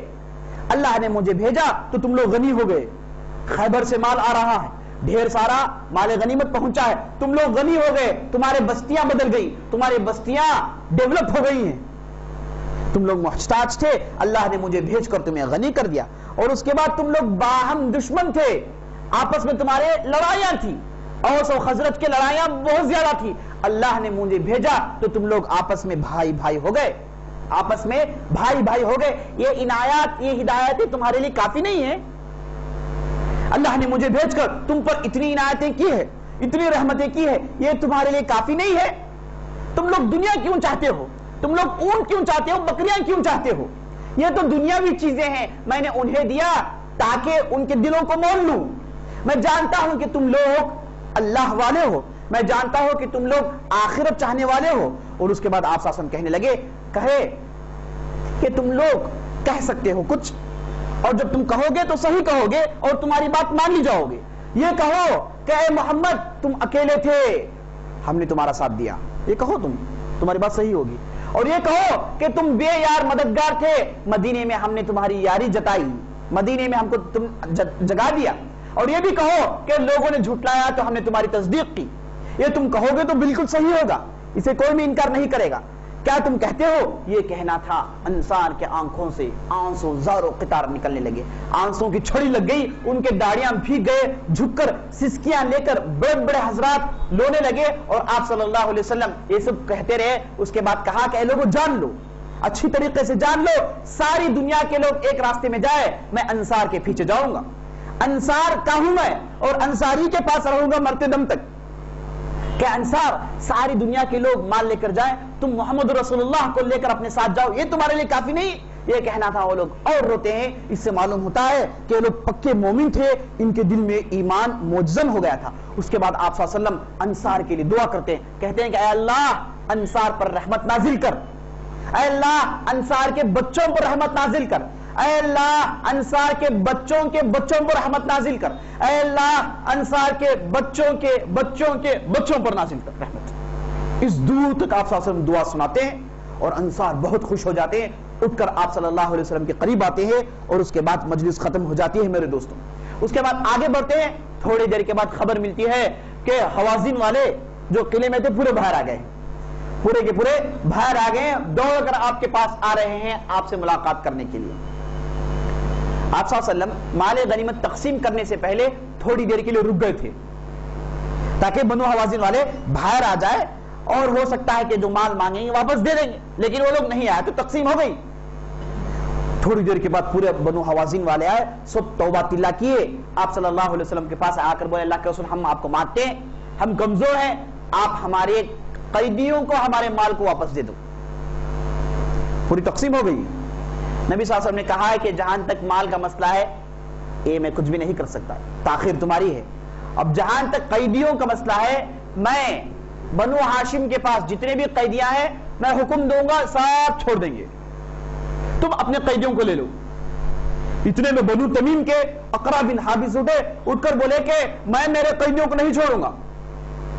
بنو تمیم بھی ان کے قیدیوں کو نہیں چھوڑیں, قیدیاں پھنس گئے بس خلاص. اس کے بعد بنو سلیم کے لوگ اٹھے, ان لوگوں نے ویسے ہی کہا. اس کے بعد بنو سلیم کے لوگ اٹھے, ان کے سردار عباس بن مرداس اٹھے, اٹھ کر بولے کہ میرے پاس جو قیدی ہے میں نہیں چھوڑوں گا. بنو سلیم والوں نے کہا کہ نہیں ہمارے سردار کی بات غلط ہے, ہم لوگ چھوڑنے کے لیے تیار ہیں. بنو سلیم والوں نے اچھا سلوک کیا. اس کے بعد آپ صلی اللہ علیہ وسلم نے حوازن کے سرداروں سے کہا کہ دیکھو بہتر طریقہ یہ ہے کہ اب نماز آ رہی ہے, نماز کا وقت آ گیا ہے, اب جائیں گے نماز پڑھیں گے ہم لوگ. نماز کے بعد تم لوگ آگے آ جاؤ, آگے آ کے ٹھہر کے ان کے سامنے تم لوگ بات کرو, ہو سکتا ہے کہ ان لوگوں کے دل بدل جائیں, قیدی کم از کم واپس کر دے. تو ایسے نماز ہوا, وہ لوگ نکل کر آئے, ٹھہر کر اعلان کرنے لگے, اور ایسا اعلان کیے, بولے کہ ہم تمہارے پاس نبی صلی اللہ علیہ وسلم کی سفارش کر رہے ہیں, اور نبی صلی اللہ علیہ وسلم کے پاس تمہاری سفارش کر رہے ہیں, دونوں سامنے ہیں. میں تم لوگوں کے پاس نبی صلی اللہ علیہ وسلم کی سفارش کر رہا ہوں, سردار کہتا, اور تمہاری سفارش نبی صلی اللہ علیہ وسلم کو کرتا ہوں, لہٰذا تم لوگ ہمارے قیدیوں کو واپس کر دو, ان میں ہمارے بیویاں ہیں, بچے ہیں, عورتیں ہیں, تم واپس کر دو. تو نبی صلی اللہ علیہ وسلم اٹھ کر بولے, اے لوگوں, یہ اچھی بات نہیں ہے کہ تم لوگ ان کی قیدیوں کو اپنے پاس رکھو, البتہ مال تو تمہارا ہے, کم از کم قیدیوں کو واپس کر دو, اچھی بات ہے. اور یاد رکھ لو, دوبارہ جب لڑائی ہوگی, ایک کے بدلے 6 دوں گا میں, ایک کے بدلے 6 دوں گا میں, بہترین اجر دوں گا میں وعدہ کرتا ہوں, تم لوگ اپنے قیدیوں کو دے دو واپس. تو بعض لوگ اٹھے, سب قیدیوں کو واپس کرنے لگے. آخری میں بنو تمیم کے صاحب جن کا نام اقرا بن حابس تھا, وہ اٹھ کر بولے, سب کو دوں گا, لیکن ایک بوڑھیا ہے اسے نہیں دوں گا میں, ایک بوڑھیا ہے اسے میں واپس نہیں کروں گا. لوگ جمع ہوئے, بولے کہ بوڑھیا سے کیا بھائی کرو گے, دے دو واپس. بولے نہیں دیں گے, دو جی واپس. پکڑ کے واپس کر دیے جی. اس طریقے سے بنو حوازن کے پورے قیدیاں واپس کر دیے گئے, اور اس کے بعد بنو حوازن والے خوش ہو کر چلے گئے. ان میں سے ایک تعداد مسلمان ہو گئی, ان میں سے ایک تعداد, بلکہ بہت بڑی تعداد مسلمان ہو گئی. آپ صلی اللہ علیہ وسلم جعرانہ سے پھر احرام باندھ کے سیدھے مکے میں داخل ہوئے. داخل ہو کے عمرہ کرتے ہیں, داخل ہو کے عمرہ کرتے. اس سے معلوم ہوا کہ جعرانہ, طائف, آس پاس کے علاقے سے آپ احرام باندھ کے مکے میں داخل ہو کے عمرہ کر سکتے ہیں. تو اسے عمرہ جعرانہ کہتے ہیں, جو تاریخ میں مشہور ہے. اس کے بعد آپ صلی اللہ علیہ وسلم ڈھیر سارے سریے بھیجے. اس کے بعد مسلسل سریے جا رہے ہیں. مشہور سریہ علی بن ابی طالب کا تھا. علی بن ابی طالب کو آپ صلی اللہ علیہ وسلم بلایا, بلا کر بولے, جاؤ بنو طائی کے پاس. بنو طائی حاتم طائی کا قبیلہ ہے, اس میں اکثر و بیشتر لوگ عیسائی ہیں. حاتم طائی عیسائی تھا, اور 150 لوگوں کو دیے. بولے کہ جاؤ, وہاں پر ایک بت ہے جسے قلس کہا جاتا ہے, یا پھر قلس کہا جاتا ہے, اس قلس کے بت کو توڑاؤ. یہ کہہ کہ علی بن ابی طالب کو آپ صلی اللہ علیہ وسلم ذمہ داری دیتے ہیں. علی بن ابی طالب اپنے لوگوں کو لے کے سیدھے داخل ہوتے ہیں, بت کے پاس جاتے ہیں, وہاں کے لوگ چھڑپتے ہیں, جسے بڑی آسانی سے علی بن ابی طالب نے کنارہ کر دیا. اس کے بعد سیدھے داخل ہوئے, قلس کے بت کو توڑ دیے, قلس کی بت کو توڑ دیے. واپس آئے تو بہت سارے لوگوں کو قید کیے, انہیں لے کر آئے. تو ان میں جو قیدی آئے تھے, ان میں حاتم طائی کی لڑکی تھی, حاتم طائی کی لڑکی تھی, اور حاتم طائی کا بیٹا جس کا نام عدی بن حاتم, جو آگے چل کے مسلمان ہوئے, یہ بھاگ گئے تھے, شام بھاگ گئے تھے. یہ جو ان کی بہن تھی, جو بوڑھی تھی, اسے چھوڑ کر چلے گئے.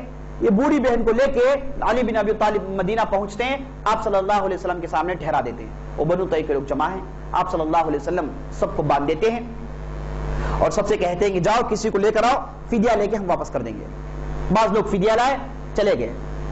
آپ صلی اللہ علیہ وسلم اس بوڑھیا کے پاس پہنچے, جو حاتم طائی کی لڑکی تھی, بوڑھیا کے پاس پہنچے. پہنچ کر بولے کہ تمہاری حالت کیسی ہے؟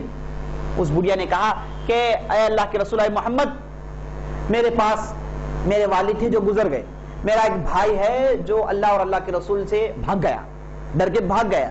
اب میں اکیلی عورت ہوں, میں کسی کی خدمت نہیں کر سکتی, میں بہت ناتوان ہوں, میں خدمت کرنے کی طاقت نہیں رکھتی. اے اللہ کے رسول آپ مجھے چھوڑ دیجئے, میں چلی جاتی ہوں.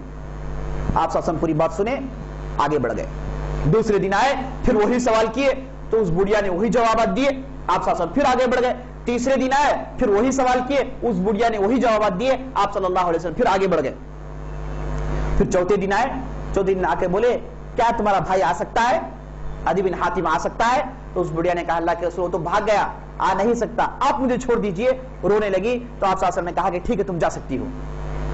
پیچھے علی تھے, علی نے کہا کہ ایک سواری پوچھ لو, علی نے کہا کہ ایک سواری پوچھ لو. عورت آگے بڑھی, بولی کہ اللہ کے رسول ایک سواری چاہیے. حکم یہ کہ ایک اونٹنی دے دی جائے. اس کے بعد اونٹنی میں بیٹھتی ہے, اس کے بعد سیدھے شام چلی جاتی ہے, اس کے بھائی کے پاس جاتی ہے.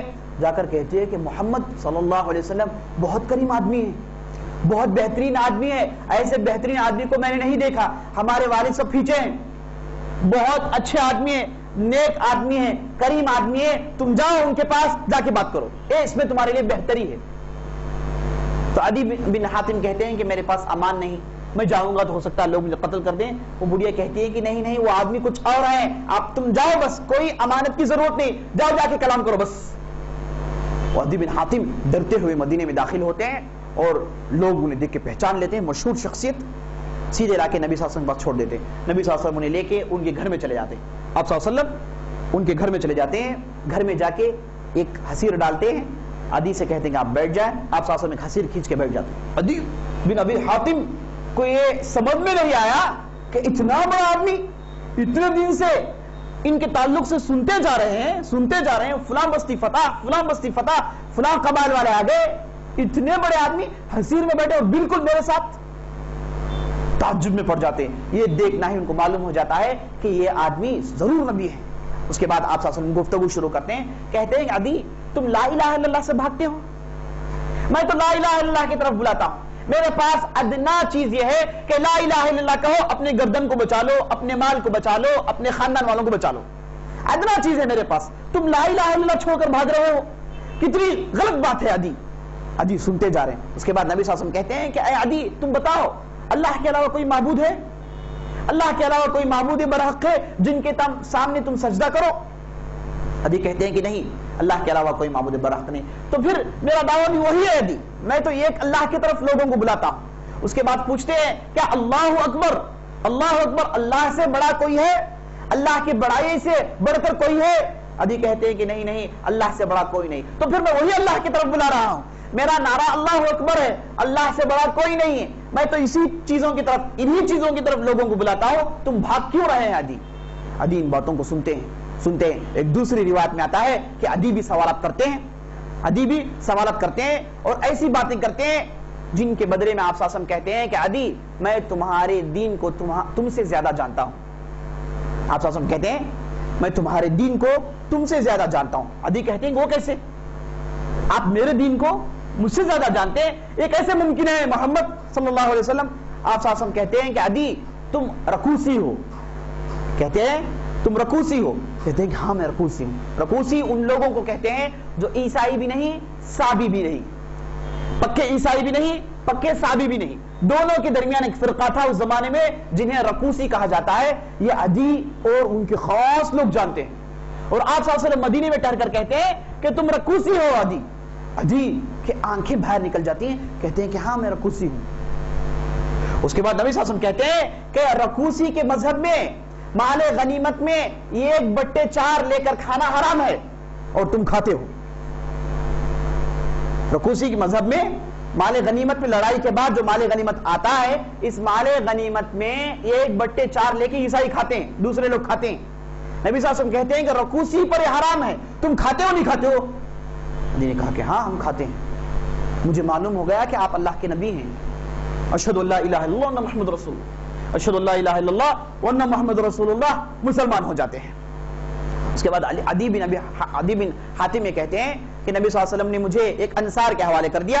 میں انصار کے گھر میں رہا, انہوں نے میرے ساتھ بہترین سلوک کیا اور روزانہ مجھے حکم تھا کہ صبح نبی صلی اللہ علیہ وسلم کی مجلس میں آ جاؤ اور شام تک نبی صلی اللہ علیہ وسلم کی مجلس میں رہوں اور اس کے بعد واپس چلے جاؤں تعلیم کے لیے.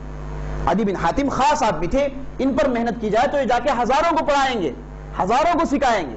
تو عدی بن حاتم مجلس میں آیا کرتے تھے, آپ صلی اللہ علیہ وسلم انہیں تعلیم دے رہے ہیں. عدی بن حاتم کہتے ہیں کہ ایک بار میں مجلس میں بیٹھا تھا, صحیح بخاری کی روایت ہے کہ 2 صاحب آئے. ایک صاحب آ کر بولے اے اللہ کے رسول راستے کے لٹیرے زیادہ ہو گئے ہیں. ایک دوسرے صحابی آ کر بولے اے اللہ کے رسول فقر و فاقہ ہمارے علاقے میں بہت زیادہ ہے.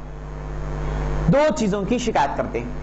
تو نبی صلی اللہ علیہ وسلم جواب دیتے ہیں. عدی کہتے ہیں کہ میں نے جواب سنا. آپ صلی اللہ علیہ وسلم نے کہا اے عدی تم زندہ رہو گے تو دیکھو گے ہیرا ہے نا, ہیرا, کیا تم ہیرا جانتے ہو, عراق کا علاقہ. عدی نے کہا کہ ہاں اللہ کے رسول میں ہیرا جانتا ہوں. بولے کہ ہیرا سے ایک عورت آئے گی بغیر کسی محرم کے, اکیلی آئے گی, کسی سے نہیں ڈرے گی, کعبے میں داخل ہوگی, اکیلی طواف کرے گی اور اکیلی چلی جائے گی. وہ کسی سے نہیں ڈرے گی سوائے اللہ سے. کسی کا ڈر ہوگا تو صرف اللہ کا ڈر ہوگا, لوٹوروں کا ڈر نہیں ہوگا, اتنا امن ہوگا. یاد رکھنا چاہیے اس سے پہلے آپ کو میں نے بتایا تھا یمن سے خبیب بن ارد کو آپ صلی اللہ علیہ وسلم, خباب بن ارد کو آپ صلی اللہ علیہ وسلم پیشن گوش ہوئے یمن سے. بالکل یمن ساؤتھ میں ہے, ہیرا نارتھ میں ہے. آپ صلی اللہ علیہ وسلم پورے عرب کی زمین کی امانت داری کی گارنٹی دے رہے ہیں، کہہ رہے ہیں کہ لوگ آئیں گے جائیں گے بڑے امن سے رہیں گے۔ عرب میں اس طریقے سے آنا تقریباً تصور سے باہر ہے، ایسا ممکن نہیں ہے۔ عرب میں لوگ حرام مہینے اس وجہ سے بنائے ہیں تاکہ لوگ آرام سے پھرے چلے آئے جائیں۔ غیر حرام کے مہینے میں تصور بھی نہیں کیا جا سکتا، چھوٹے موٹے قبائل کو تو بڑے قبائل کھا جائیں گے، ممکن نہیں ہے۔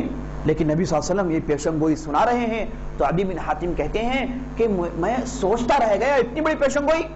اس کے بعد آپ صلی اللہ علیہ وسلم کہتے ہیں کہ عدی سن لو، اگر اللہ تعالیٰ تمہارے عمر میں درازی دے تو تم ضرور دیکھو گے کہ کسرا ہے نا، کسرا، اس کے محلات کو ہم لوگ فتح کریں گے، اس کے خزانے اے عدی تیرے ہاتھ آئیں گے۔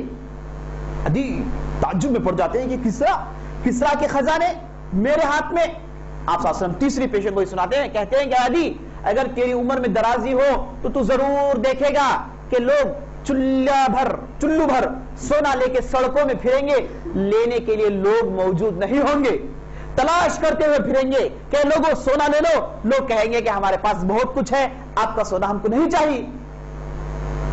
یہ تین بڑے بڑے پیشن گوئیاں سناتے ہیں، اور عدی بن حاتم آگے چل کر کہتے ہیں کہ اے لوگوں سن لو، میں نے میرے دو آنکھوں سے اس عورت کو دیکھا ہے جو حرا سے اکیلی آئی، طواف کی اور جا رہی تھی، ایسے کئی لوگوں کو میں نے دیکھا، تو یہ پہلی پیشن گوئی میرے زندگی میں پوری ہو گئی ہے لوگوں۔ اس کے بعد کہتے ہیں کہ کسرا کے محلات فتح ہوئے، کسرا کے خزانے فتح کیے گئے، اور میں ان خزانوں کے سامنے کھڑا تھا۔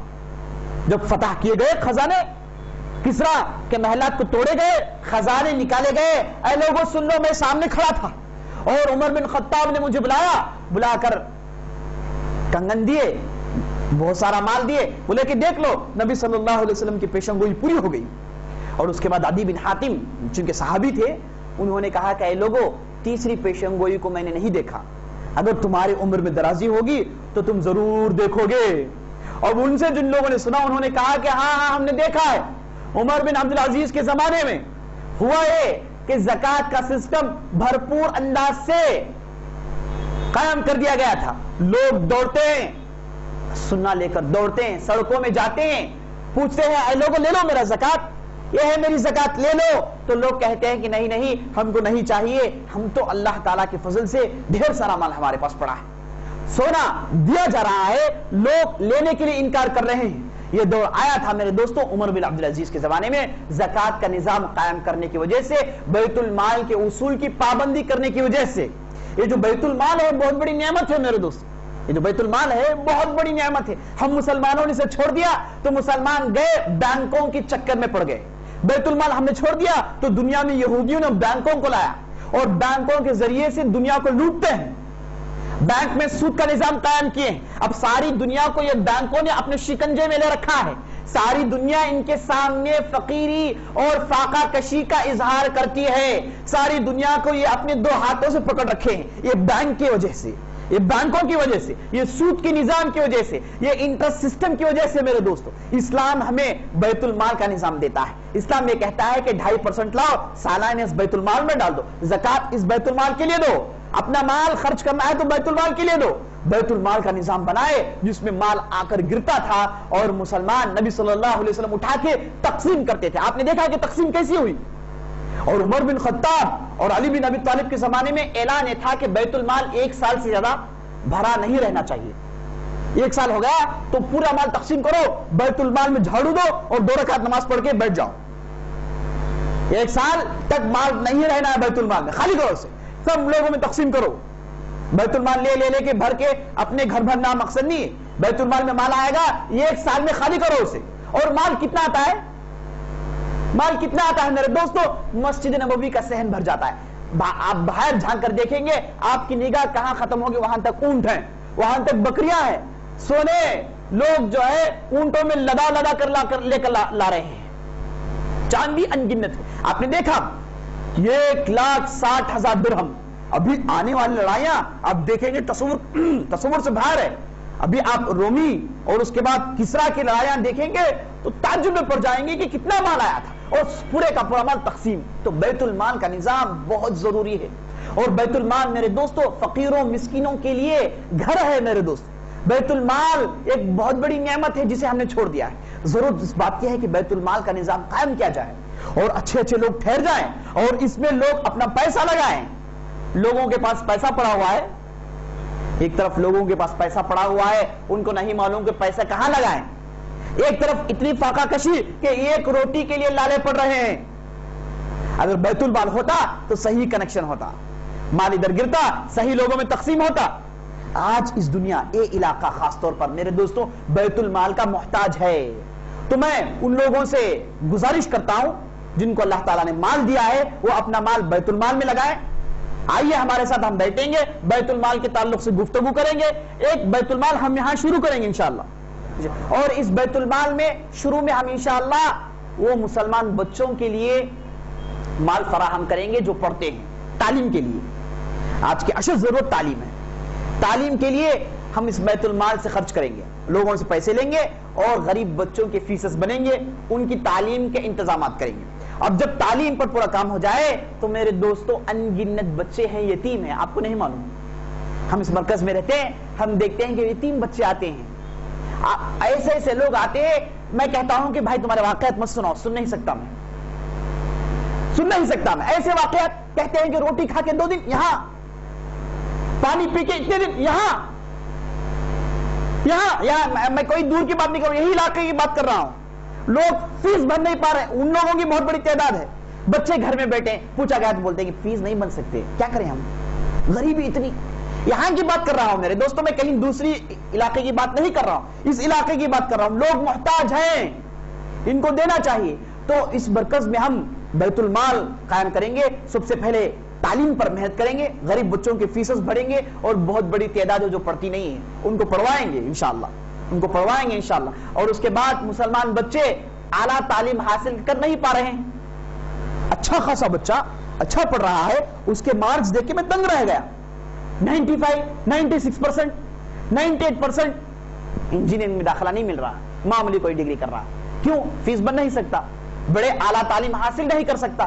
ایسے لوگوں کو مدد کیجیے, ایسے لوگوں کو مدد کیجیے. اور اس کے بعد ہم اس مرکز میں یاد رکھ لیجیے صرف ان لوگوں پر محنت کریں گے جو توحید پر ہیں, سنت پر ہیں, دیندار ہیں. اب جو نہیں ہیں تو بنائیں گے ہم. اسی لیے ہم نے مرکز کو اس بیت المال میں جوڑنے کا پروگرام بنایا ہے. ایسے بیت المال بنا کے لوگوں میں صرف مال تقسیم کرنا نہیں ہے جیسے ہم دوسری جگہ دیکھتے ہیں. مال تقسیم کیے, جھوٹا آتا ہے اور دھوکہ دینے والا آتا ہے, ہر قسم کے لوگ آتے ہیں اور مال لے کر جاتے ہیں. نہیں, ویسا نہیں ہوگا. ادھر اللہ سے ڈرنے والے مومنین, مسلمین, جن کے دل میں اللہ کا ڈر ہے, جو اسلام کی خدمت کرنا چاہتے ہیں, ان لوگوں کی خدمت ادھر کی جائے گی میرے دوست. اور اس کے بعد یہ جو یتیم بچے ہیں ان پر خرچ کیا جائے گا. اور اس کے بعد یہ بیوہ عورتوں کی بہت بڑی تعداد ہے. آپ کہتے ہیں کہ معاشرے میں بے حیائی زیادہ ہے. ہم بے حیائی پر کلام کرتے ہیں لیکن سوچیں کہ بے حیائی نکلتی کہاں سے ہے. ایسے لوگ پڑے ہوئے گھر میں سڑ رہے ہیں, ان کے لیے ہم نے کیا کیا؟ کچھ کر سکتے ہیں. بعض لوگ کہتے ہیں کہ بھائی ہم لوگ کیا کریں, بھائی کیا کریں بول کے بیٹھنا جو ہے یہ کیا ہے, حقیقی معنی میں ایمان نہیں ہے. آپ آگے بڑھیے, کچھ بھی آپ کے پاس نہیں ہے تو جسم لگائیے, خدمت کیجیے ان لوگوں کی.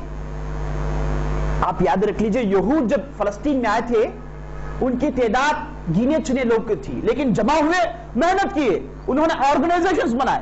ان کو جمع کرنے والے شخص کا نام تھا کائن ویلزمین.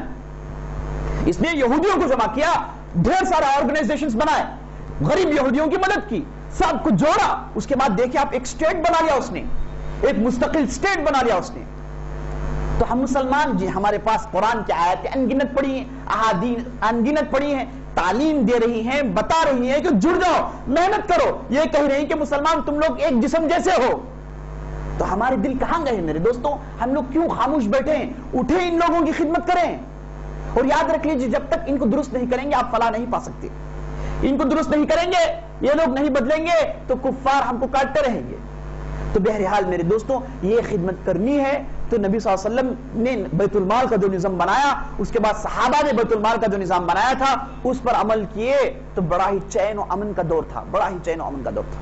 اللہ تعالیٰ سے دعا کیجئے کہ اللہ تعالیٰ ہمارے جسم میں سکت دیں اور ہمارے اندر اتحاد اور اتفاق دیں تاکہ ہم یہ بہترین کام کر سکیں. سبحان ربک رب العزت عما یصفون وسلام علی المرسلین والحمد للہ رب العالمین.